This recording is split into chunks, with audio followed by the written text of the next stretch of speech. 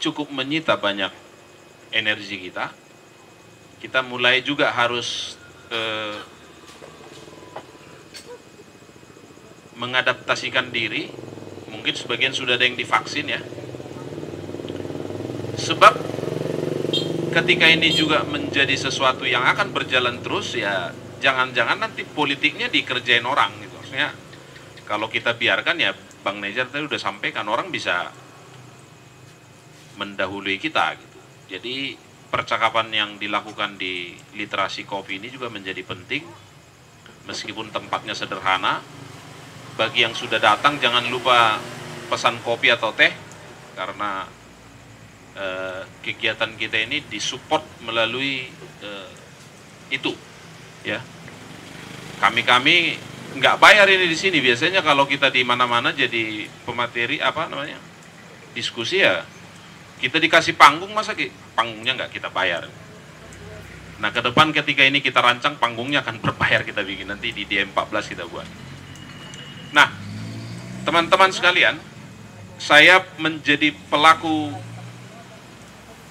politik sesuai dengan demokrasi Pancasila setelah menyelesaikan tugas. Saya 3 kali menjadi calon ketua umum pengurus pusat GMKI. 2006 di Kupang saya calon, saya ketua cabang, saya maju. Saya memang dari dulu suka sekali berkompetisi gitu, pengen aja main. Karena bagi saya ada yang saya yakini yang bisa saya perjuangkan, ya harus saya tawarkan kepada publik, ya, kepada minimal publiknya waktu itu GMKI. 2006 saya kalah sama seorang perempuan. Terus 2010 juga saya kalah di Makassar. Terakhir 2012 kalau nggak salah. Saya masih tes juga di Manado, juga kalah.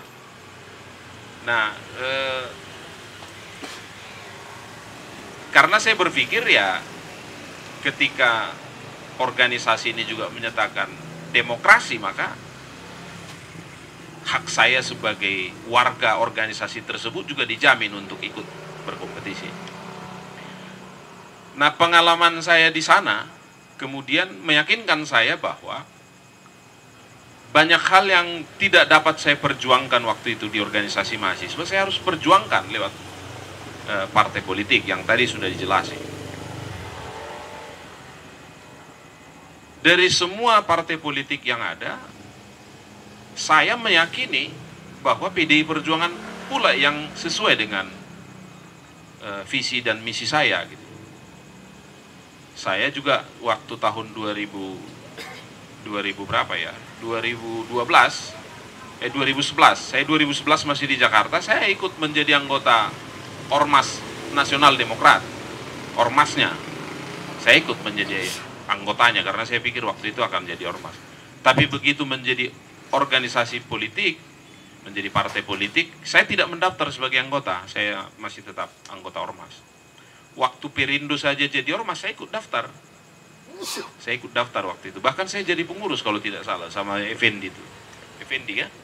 Effendi. Tapi begitu mereka menjadi partai politik, ya saya tetap tidak bergeser gitu. Meskipun sebulan yang lalu Bang Nejar juga telepon saya karena saya kan tidak terpilih lagi 2019. Bang Nejar tawarkan, ayolah ke sini. Ya kalau mengingat hubungan saya dengan Bang Nejar, pengen juga rasanya ikut Bang Nejar, tapi tetap juga saya masih hari ini memilih menjadi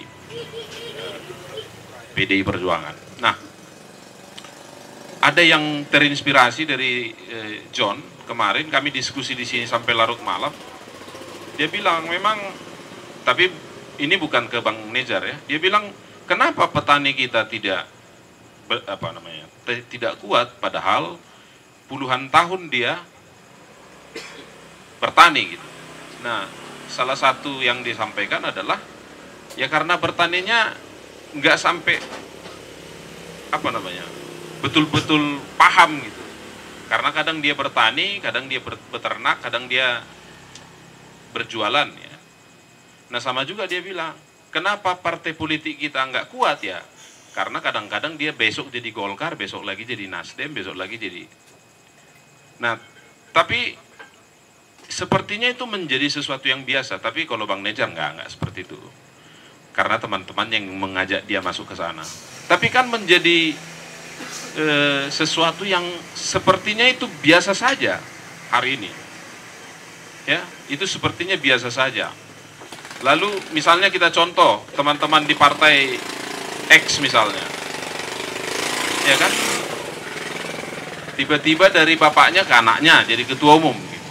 Ya gini. Lalu kemudian datang dari tempat yang jauh, tiba-tiba ada juga KLB misalnya di apa gitu di sana. Dan kenapa rakyat tidak peduli? Kenapa rakyat tidak peduli? Suka kaulah di situ. Kan itu yang terjadi ini kan. Suka mau tiap hari pun itu menjadi bahan pemberitaan sekarang. Sebenarnya rakyat bilang, udah terserah kau mau buat partaimu 10, kau mau buat partaimu 20, sukamu. Apa yang salah dalam hal ini?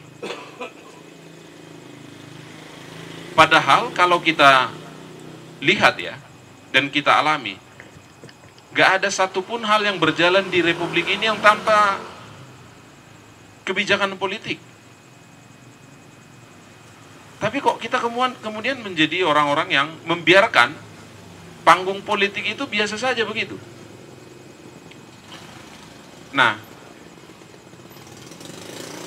saya pernah berpikir begini.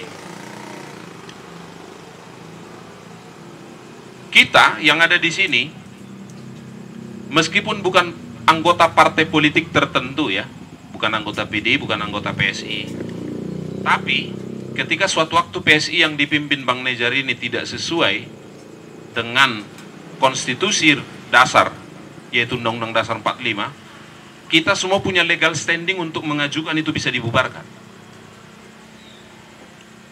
Jadi hari ini, kalau menurut kita ada partai politik yang tidak sesuai menjadi partai politik, gak usah punya kartu anggota, besok kita daftarin, kita bisa mengajukan pembubaran. Karena apa? Partai politik didesain memang sebuah wadah yang untuk tempat memperjuangkan aspirasi rakyat. Jadi daripada kita ngoceh misalnya di Facebook ya, kan kesal kita, kadang-kadang kan ada yang kesal dengan partai politik A, partai politik B. Kalau kita tumpahkan kekesalan kita di Facebook, di Instagram dan yang lain, itu bisa kena undang-undang ITE kan. Jadi daripada kena yang begitu, besok apa yang bisa dilakukan? Buka Undang-Undang Dasar 45, buka dokumen pendirian partai politik tersebut, karena pasti akan sesuai dengan konstitusi. Begitu dia, ada yang menghalangi nggak? Begitu dia tidak sesuai, partai politik apapun itu, mau PDI Perjuangan, mau Golkar, makanya saya termasuk aktivis mahasiswa yang tahun 98 ikut mengangkat spanduk untuk meminta pembubaran partai Golkar. Kita punya argumentasi waktu itu. Meskipun hari ini nggak ada lagi cerita itu. Saya ikut.